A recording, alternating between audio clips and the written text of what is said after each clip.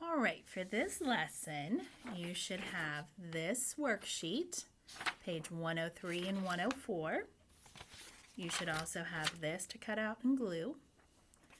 And you should have this, Uncle Short. We're going to introduce Uncle Short and talk about him. So those are the things you should have with you right now, ready to work on. We're going to talk about the life in an anthill. I'll talk a little more in detail about this tomorrow. But as you can see, the ants, they live in their eggs and food and there's the queen, how they take care of them. We'll talk a little bit more in detail. I'm going to read to you, though, on the back of my chart here, what it says today about the ants. It says, God designed ants to be able to lift objects that are 20 times their body weight. He also designed them with very strong, large jaws that open and close sideways like scissors. A set of antennae help the ants smell as well as feel. All insects, including ants, have an armor-like protection for their bodies called an exoskeleton. Ants live only 45 to 60 days. Well, 60 days is like 2 months. So they don't live very long. Some of them only live a little over a month to 2 months. So we'll talk a little bit more about them. I have a story I'm going to read. Just you have to turn your imaginations on. It's called An Ant Like Me, before we do our worksheet. And it is a story.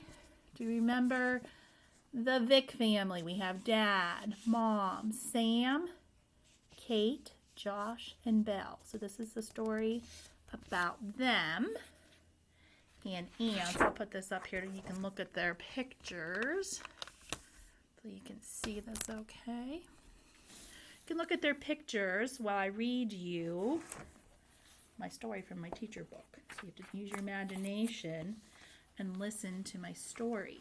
Okay? So I'm going to read the story. Ready? Name of this, it says, "What do you think the Vicks will do at their picnic? Find out what happens when the ants join the family's picnic." Oh, so ants are going to come to a picnic. The name of our story is An Ant Like Me. So make sure you pay attention because I'm going to ask you questions at the end. I'll ask you the questions, see if you were paying attention. "I love to go on picnics," said Kate. She was busy helping her mother spread food on the blanket. Josh held Belle back as he looked through the picnic basket. "Look at all this food. Fried chicken, potato salad, rolls, corn on the cob, carrot sticks, and Dad's favorite, apple pie. Yum, yum. Mom always brings Dad his pie. It wouldn't be a picnic without that," explained Kate as she held the tray steady while Mom poured the drinks. "It's time to run and get Dad and Sam. They are out on the dock trying to catch some fish." Mother closed the lid of the picnic basket. Later, after the last piece of fried chicken had disappeared, Dad and Josh took a nap on the blanket, and Mom set a lawn chair under a nearby tree so she could read her book. Sam picked up a corn on the cob and sent it flying for Belle to chase. Kate ran too, trying to outrun Belle. Suddenly, Kate stopped near the end of the dock. She stared. There in the tall grass stood a pile of sand. "Sam, come look at this," Kate called. "What is it?" asked Sam, peering into the grass. "Ants! Oh boy!" Sam whooped as he collected a few ants on a stick. Their home is like a sand castle," said Kate. "What do they do in there?" she asked as she started to poke her finger into the anthill. Belle gave a quick growl and dropped her corn cob. Her warning made Kate pull back her finger. "Don't ruin their home. Besides, they might bite you." "Why?" asked Kate. "That's what they do to protect their home," said Sam as he headed out on the dock.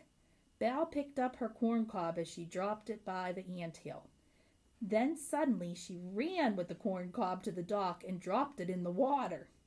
Belle's cob must have had ants on it too. Look, she lost her corn cob. Sam laughed as Belle stood watching the corn cob float away.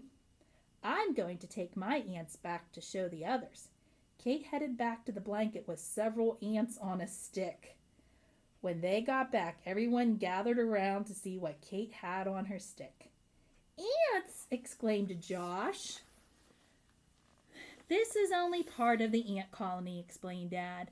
They feed the baby ants, store food in the anthill, and guard the anthill. The Bible even tells us to learn from the ants because they are hard workers. Oh, look, they're all over that small piece of apple pie that fell in the grass, explained Kate as she watched them. Can ants carry a lot of food? She asked. If we left all our food out here for several hours, the food would be covered by the time we got back. The ants would then do their best to carry it all back to their colony. Belle doesn't like ants. She lost that corn cob with the ants. But I like ants, announced Kate. Why do you like ants, Kate asked Mom. We're a lot alike. How are you and the ants alike, asked Dad. Well, we like Mom's apple pie. All right, here's some questions for you. Hopefully you were paying attention. What were the Vicks doing? What were they doing at the beginning of the story? Having a picnic, right? Hopefully you remember they were having a picnic. What had Mom packed for the family to eat? What were some of the things that we talked in the beginning of the story about that she had packed for them to eat? Let's see if you're right. She had fried chicken, potato salad, rolls, corn on the cob, carrot sticks, and what was Dad's favorite? Apple pie. Here's another question for you. How do we know the Vicks have been on a picnic before? How could you tell in the story that you knew they'd been on a picnic before? There was a comment. This is a little bit of a tricky one. There was a comment made. Something Mom usually packs. He said, Mom usually takes Dad an apple pie. She usually packs Dad an apple pie. So that's how you know they've been on a picnic before, because they said she usually packs Dad an apple pie. So what did Kate find in the grass? Remember, she was running with Belle and she found something. What did she find in the grass? Not just ants. She found the actual ant hill, an ant hill. And how did Belle respond to the ants? When she saw the ants, what did Belle do? Do you remember what Belle did? She growled. Remember, she growled at them, and she ended up throwing her corn cob on the ants. And then some of the ants crawled on her corn cob. And then she took the corn cob and she threw it into the lake. She didn't want the ants, I guess, crawling in her mouth. Ugh, that would not be good. All right, next question. Why do you think Kate was so curious about the ants? Why do you think she was curious and had them on a stick and wanted to know more about them? Why do you think she was curious about them? Probably because she did not see ants very often. Think how many times you see ants all the time. So she was curious and had her stick and was poking at them and had them crawling on her stick. Why did Dad say the Bible taught about ants? Why did Dad say that? What did he say that the Bible said about the ants? That we should all learn what from them? That we should notice what hard workers they are. Ants are very hard workers, and God wants us to be hard workers too. Will you be careful near ants in the future? So after reading this here in this story, do you think you'll be careful next time you're around ants? Yes, you should be, because what can ants do sometimes? They can bite. It says they can give you a painful bite. So definitely do not want to get bit by ants. That would not be good, huh? I remember one time I was a little girl and I had flip-flops on and there were a bunch of ants and I walked beside, I think they were red ants too. and one bit my little pinky toe. I remember I was crying because my pinky toe hurt so bad from those ants biting me. But yeah, I did get bit by ants. All right, get your paper out like this. I'm going to do this together. I'll read you the directions. It says, cut out the pictures and glue the correct picture above each phrase. So first thing you are going to do is what? Write your name. Even though you're home, you still need to practice writing your name on your papers. So write your name on your paper. It's the first thing you're going to do. And I'm going to read some of this with you. Oh, and then cut these out. So let's cut these out. And we'll discuss where they should go.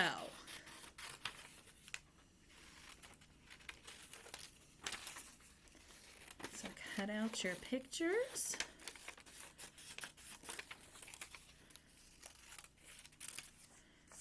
You should have these all cut out. I'm actually doing these little worksheets with you. I had some extra books here at school, so I have these worksheets that I can do with you and show you, so that way you know if you're doing them right. I got my glue stick. Hopefully you have a glue stick. All right, so let's first read. I'm going to first read this first picture with you. It's hopefully you can see okay on my paper. It kind of looks like it's reflecting a little bit. It says on the bun. So what is that? A picture of an ant on a bun. Let's try to read this next one together. You should know the first word, in. In the cup. You should know all those words. In the cup. So look at your pictures. Which one shows you an ant, a little dab of glue there, in a cup? You should have this picture. In the cup. It's a little crooked, sorry. Sorry. A little bit of trouble here. All right. Let's go down to this bottom one here. In the bag. In the bag. Let's put our dab of glue there. Which picture should it be? The one with the bag. So you have an ant in the bag. And then the last one, we're still going to read it, even though I know you know what the picture goes, which picture goes there. But let's read it together. On the, it's a color word you should know, orange. Say it again. On the orange. So the ants are on the orange.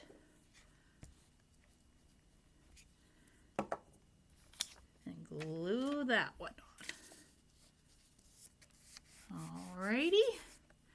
And turn your page over. We got some things to talk about here. Before I got to read to you about we're going to learn about Uncle Short.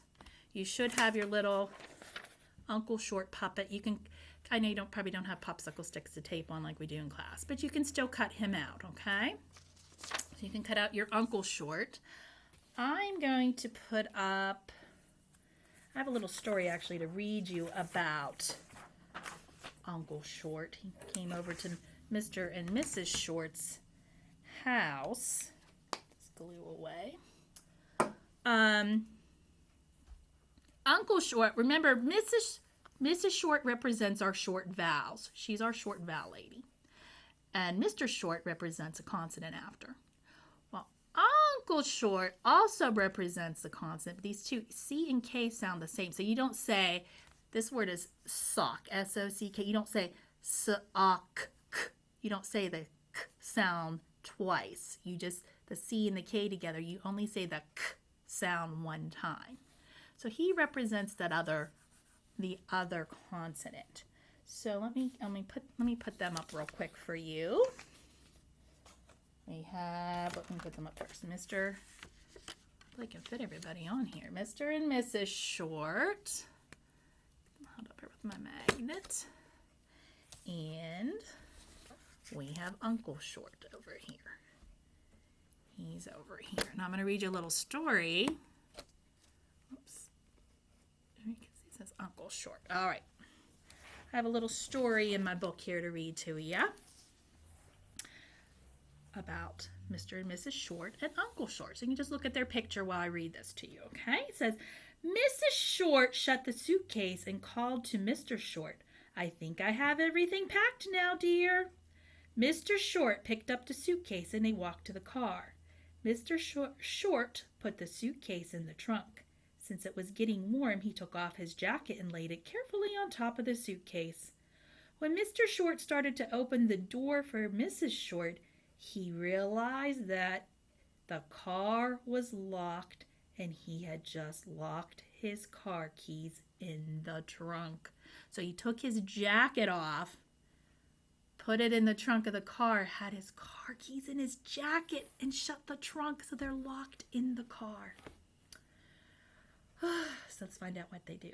So, oh dear, what are we going to do? We have to be at the airport in 30 minutes, exclaimed Mrs. Short. I'll just call Uncle Short. He will be glad to come over and help us. He has an extra set of keys. So thank goodness Uncle Short has extra keys for them. Mr. Short called his brother Uncle Short, who worked at the bank.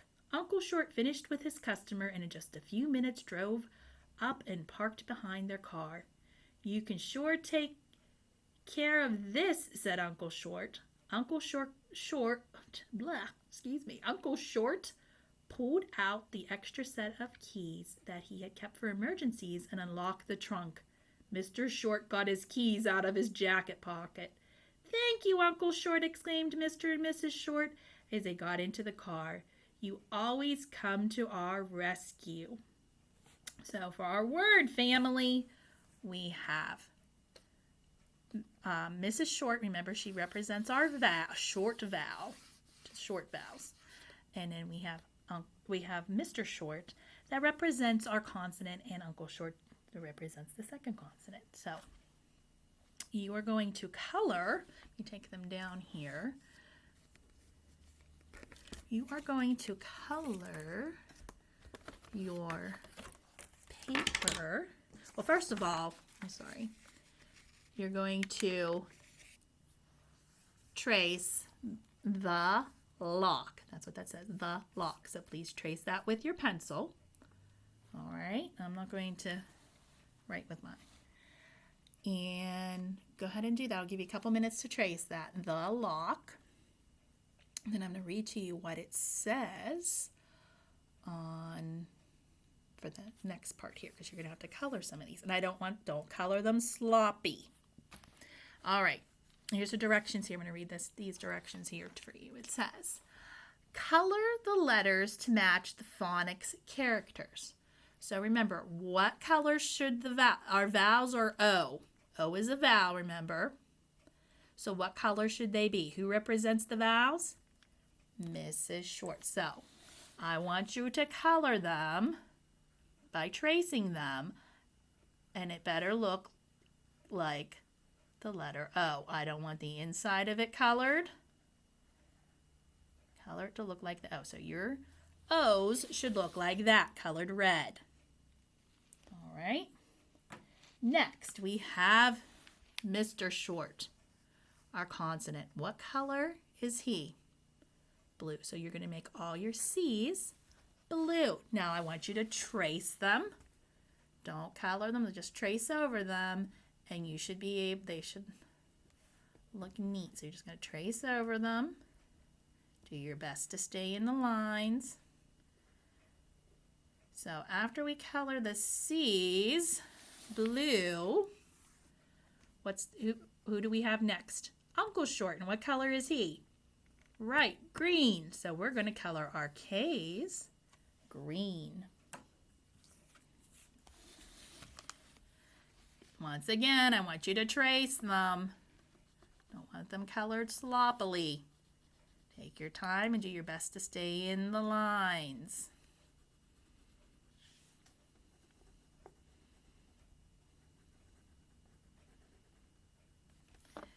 So those should be colored green. All right. So we have, let's say these words together. We have sock, they all rhyme. Sock, lock, dock. Okay.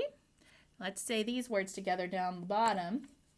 I'm going to use a pen. You always use a pencil. I never want you using a pen. Always use a pencil. I'm going to use a pen on some things here so that you can see what I'm actually writing, because I think a pen shows up a little better. So what's our first word here on the lily pad? Jesus. Hop over to for, father, to, splash. All right, we got that done. Next up, I want you to get out your phonics page. We'll do this next. All right, and that'll be on your phonics link. So get your phonics page and meet me next for the phonics. Click on the link for the phonics, and we'll continue with our phonics page. See you in a bit.